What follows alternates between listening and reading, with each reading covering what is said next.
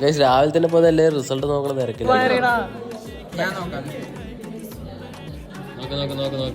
നോക്കാം മോളെ.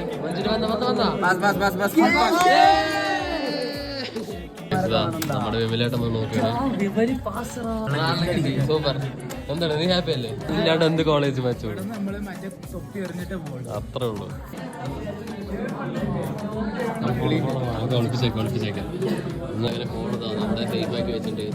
ഫോണ് പോയി പറഞ്ഞ ചെക്കൻ തരാത്ത സ്ഥലങ്ങളില്ല. ഞങ്ങളുടെ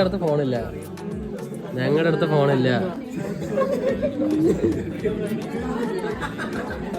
ഞാൻ വന്ന് പിടിച്ച് പൊക്കി അവനോടി. എന്താ ഒറ്റക്കാലിൽ നടക്കണേ?